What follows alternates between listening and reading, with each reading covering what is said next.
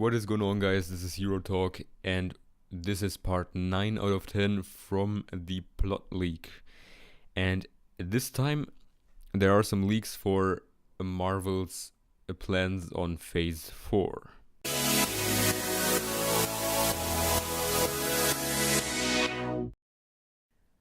So I already made the plot leaks for all the Phase 3 movies, and these plot leaks actually come from reddit.com, and a user just posted every leak on this website, and this isn't confirmed to be real, so this could be fake.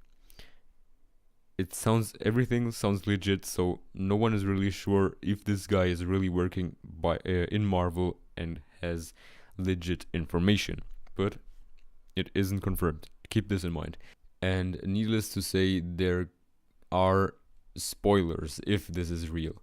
So if you don't want to get spoiled, leave the video. But let's get into it. Iron Man is expected to die in Avengers 4 due to Robert Downey Jr.'s contract expiring, and because it's the most logical resolution to his overarching storyline. And sadly, this is true. And that's also an example for why I think this could be legit, just because it makes everything he says makes sense. Indeed, Robert Downey Jr.'s contract is expiring, and he didn't sign in for other movies. And apart from that, it would make sense also story-wise. So he had his franchise, Iron Man 1 to 3. He had his very important roles in other movies, his cameos. He's expected to have some more cameos in other movies. And, well, also his character right now, after Civil War, is pretty much broken. He lost a bit his happiness. So it would be a tragic end, although I think that in Avengers 4 they will be a team again. And yes, the next one is saying Chris Evans has already renewed his contract for more movies, so Captain America won't die. Although there are news that say that Steve Rogers isn't Captain America anymore, which is just logic if you're thinking about what happened at the end of Civil War. The end of Civil War did just suggest that Captain America isn't active anymore, that Steve Rogers gave up the mantle of Captain America. If you watched Civil War, you know what I'm talking about. But since Chris Evans renewed his contract, it's just very likely that he will still appear in further Marvel movies. But let's continue. Thor might die as negotiations with Chris Hemsworth are still ongoing. And there are also many speculations about Thor dying, just because also in Thor Ragnarok already people are thinking that he is going to die. But I don't think so, because he would be a very important addition to Infinity War. The next one says Hawkeye and Black Widow might also die, as negotiations are still ongoing. While it's likely that Scarlett Johansson will renew her contract, Jeremy Renner probably won't. At this point, I have to say that it is pretty likely that a whole bunch of people will die in Avengers Infinity War Part 1 or Part 2, probably Part 2. And since Hawkeye isn't that much of a important character until now, it's pretty likely that he will die. And besides from that, he also isn't very famous. He isn't very popular, as Iron Man is, for example. So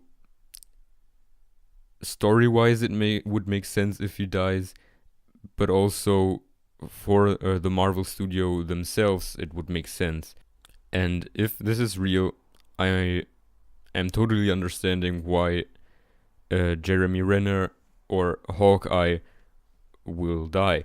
But I don't think that Black Widow will die because recently Scarlett Johansson expressed her interest into making a Scarlet Witch solo film. Also, directors and other people at Marvel aren't against a Black Widow solo movie, so I don't really think that she will die, as she could be potentially an important character in Phase 4. But let's carry on. The Hulk won't die, and Mark Ruffalo is slated for further movies. That's good to hear. Mark Ruffalo didn't have many movies until now. He only appeared in Avengers, in the Marvel's The Avengers and Avengers Age of Ultron. And he will appear also in Thor Ragnarok and the upcoming Avengers movies. But he didn't have any solo movies or anything that focused on him yet. And since there could be the possibility of making a Hulk solo movie, also if it is very difficult for all the movie rights and stuff like that, but it just makes sense to not kill off the Hulk. And besides from that, it is also hard to kill the Hulk.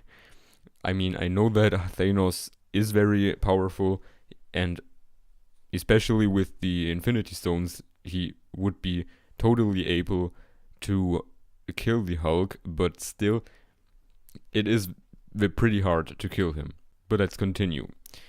In Phase 4, Spider-Man, Doctor Strange, Black Panther, Captain Marvel, and Scarlet Witch are expected to take even more prominent roles. And this is kind of expected because they are setting up all these characters now in Phase 3, so that in Phase 4 they already can be the present Avengers, the new heroes of the world. And this is just why I think that many of the original Avengers might die or just stop being heroes, not only because story-wise it would make sense, because they had their time and now they have to make space for new heroes, but just because of these new heroes that they are setting up right now, that they started setting up with Captain America Civil War. And now in Phase 3 there are basically more new heroes as the old heroes. And it just makes sense to come up with some new heroes in Phase 4. But let's carry on.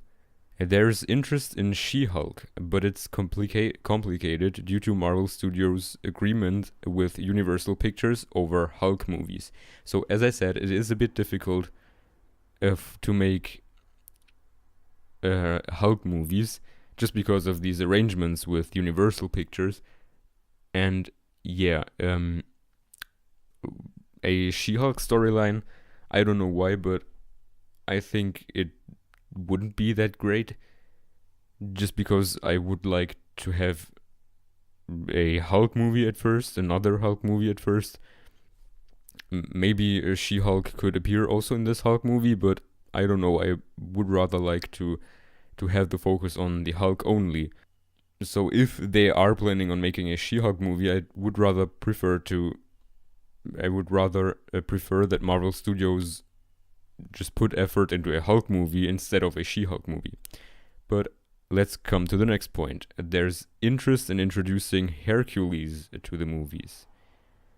There will be a new overarching storyline that'll inform Phase 4, but Feige and his associates are still figuring out whether they'll do something as wide-spanning as Thanos again, or keep these big story arcs confined to each phase. And me personally, that's disappointing. That's a bit disappointing, just because I like this idea of having these 3 phases culminating in the last movie in Phase 3. That over all these 3 phases, there is a big danger that is coming to the Avengers. But still, I think that after Thanos, after such a big character as Thanos, such a powerful character, there would be still characters who could be as powerful as him, and fill whole 3 phases. But still, I think after something like Thanos, it could also make sense having only dangers for 1 phases or major villains for 1 phase. But me personally, I like this thing of having 3 phases together until now. But we have to see how phase 4 is developing, how phase 5 will look like, and 6. I don't know which plans Marvel currently has for the future, but if they are focusing on Spider-Man, Doctor Strange, Black Panther, Captain Marvel, Scarlet Witch, possibly Black Widow, Guardians of the Galaxy, and just stuff like that, I would totally be on board. But let's carry on. With Norman Osborn now back in their catalog, there is interest in further exploring the political aspects of the MCU with a version of the Dark Reign storyline, including the introduction of Sentry. So, also with Black Panther, the movie, it was said already that they would focus more on political aspects, which makes sense because Black Panther and T'Challa is the king of Wakanda, and also because he is under the Sokovia Accords. And I'm not a big fan of politics and stuff like that, so I wouldn't appreciate it much to focus much on politics. But still, it depends on how they're doing it. For example, the thing with Black Panther, I can imagine that they're doing it good. If you want to hear what exactly they are planning to make in Black Panther, just go ahead and watch the Black Panther League video I made, so that I'm not spoiling you in this video if you want to see also the other ones. But what I also have to mention is that the introduction of Norman Osborn would be really amazing. Norman Osborn is just a huge character in the comics, and he could be a very huge character also in the MCU, just because he's so powerful, not only as the Green Goblin, but just as a man, a person himself. He's such an important character in economics and also politics and stuff like that. He just owns Oscorp, a huge company as comparable to Stark Industries. So he may be something like a new Tony Stark in Phase 4, but with negative intentions. Or if Tony Stark will still appear in Phase 4, which is sadly unlikely, he could be maybe something like an antagonist to Tony Stark before getting Green Goblin and fighting Spider-Man. But let's carry on. There's also interest in a version of the Secret Invasion storyline, which would be carefully laid out over several movies. If they ever do something as big and ambitious as Thanos, it would be this.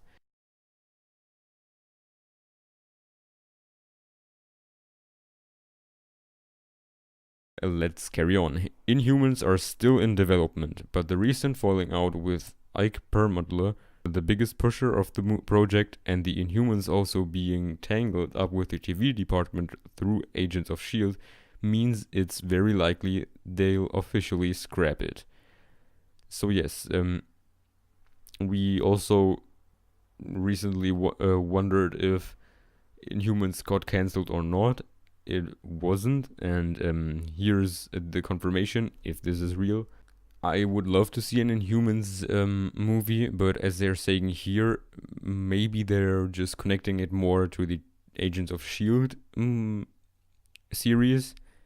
If they won't do a standalone movie for the Inhumans, maybe they'll end up putting them into Agents of S.H.I.E.L.D. But let's come to the last point. There's renewed interest in Thunderbolts after Suicide Squad wasn't quite what trailers made it out to be.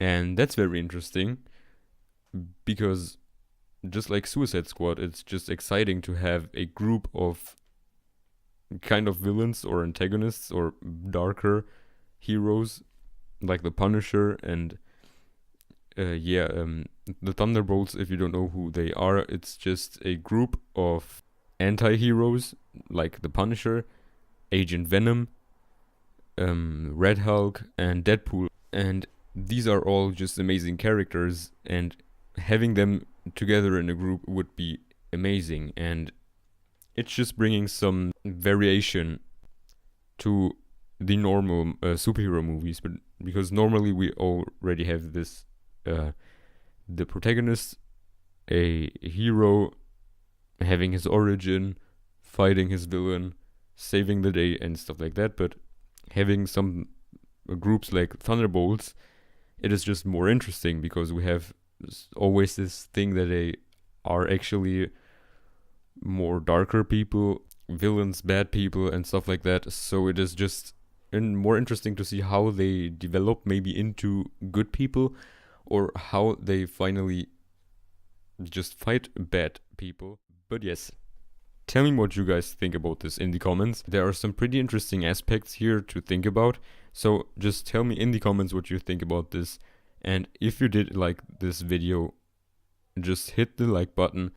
And if you don't want to miss the last part of the plot leak, just subscribe to the channel.